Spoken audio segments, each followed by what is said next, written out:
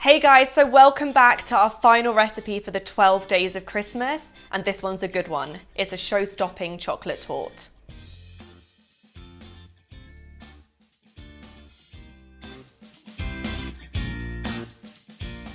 What you're going to need for the base is dried cranberries and dried dates, coconut oil, cacao powder, that could also be cocoa powder if it's easier for you, cacao nibs. These used to be a little bit harder to get hold of. If you go to any kind of health food store or actually some big supermarkets, they sell them now too. Generally it's the free from section or the baking section.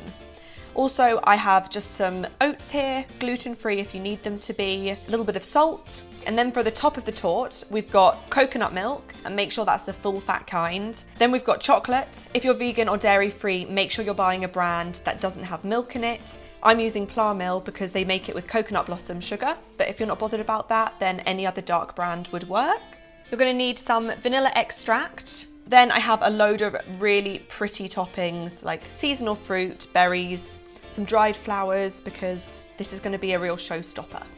The first stage is gonna be making the base of the torte. So this is super simple. In terms of the base, it's just sticking all of the ingredients in a blender and yeah, blending it. 45 grams of the cacao or cocoa powder, 50 of the oats, 100 of the coconut oil. Make sure that's softened.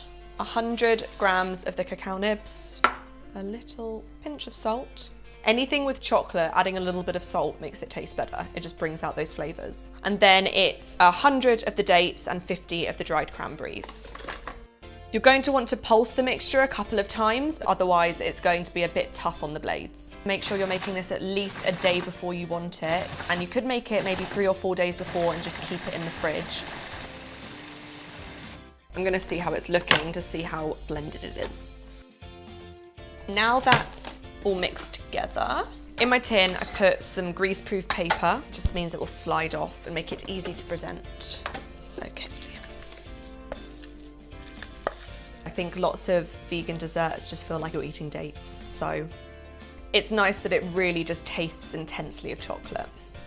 What I'm doing is just smoothing the base mixture evenly along the bottom.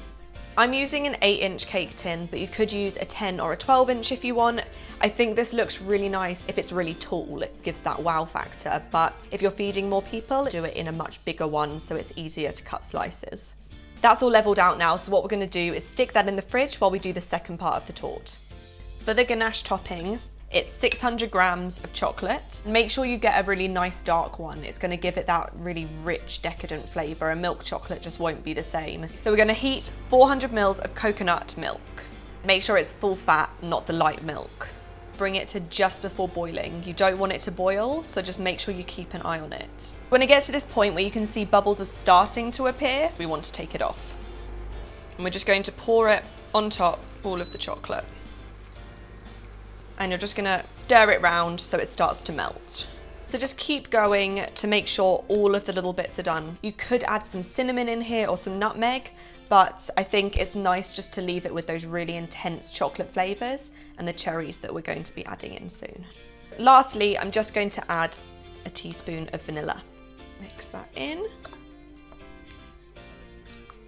Pour that on top of the base that's been in the freezer, like I said, for about 20 minutes.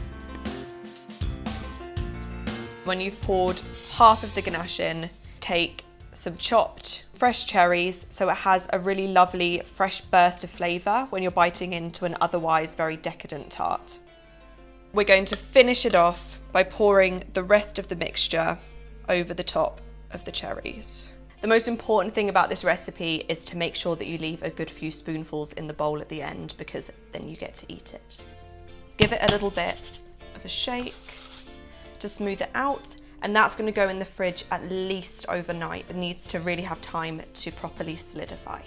Just make sure you cover it to stop anything from the fridge kind of dropping in or any pesky hands coming in and trying to get spoonfuls of the chocolate overnight.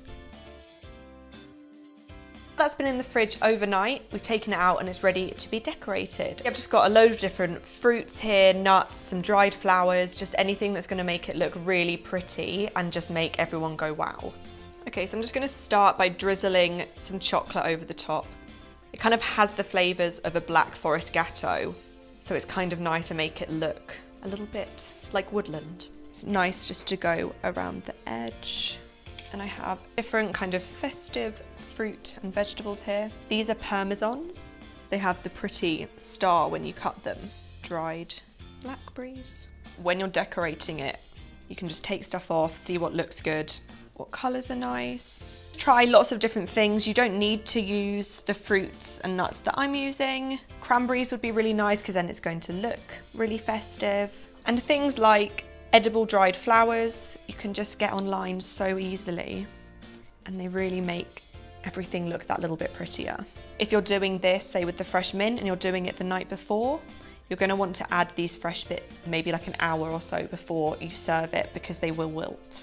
Same with any cut fruit. These need to go on at the last minute. A few little extra bits there. And if you want to be seriously Christmassy and a little bit OTT, then you can get some edible glitter.